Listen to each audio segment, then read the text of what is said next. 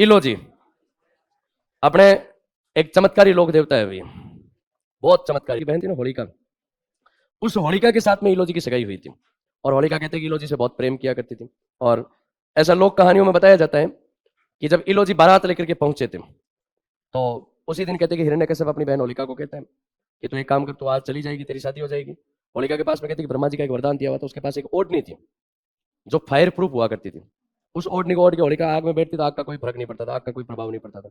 हिरण्यकश्यप कहते हैं कि भगवान का बड़ा शत्रु था और उसका बेटा जो पहला था वो भगवान का परम भक्त था। तो हिरण्यकश्यप प्रहलाद को खूब यातनाएं देता है कि वो भक्ति छोड़ दे भगवान की, पर प्रहलाद नहीं छोड़ता है। तो अंततः हिरण्यकश्यप अपनी बहन होलिका को कहता है कि तू एक काम कर, उस ओढ़नी को ओढ़ करके आग में बैठ जा, इस प्रहलाद को गोद में लेके बैठ जा, ये जल जाएगा, ये मेरा सबसे बड़ा शत्रु है। तो होलिका अपने भाई के कहने पर अपने भतीजे प्रहलाद को गोद में लेकर के बैठती है, पर भगवान की कृपा ऐसी होती है कि वो ओढ़नी जो वो प्रहलाद पे आकर के गिर जाती है, प्रहलाद तो बच जाता है और होलिका जल जाती है।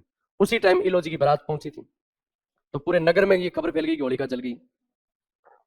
इलोजी के पास भी वो संदेश पहुंचा कि होलिका जल गई। तो इलोजी को विश्वास नहीं आया कि यार अपने वाली जल कैसे सकती है।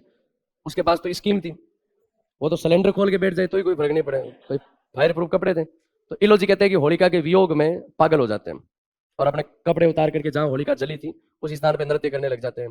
बाद में कहते हैं कि इलोजी के शरीर पर रंग गुलाल डाली गई थी उनके शरीर को शांत करने के लिए।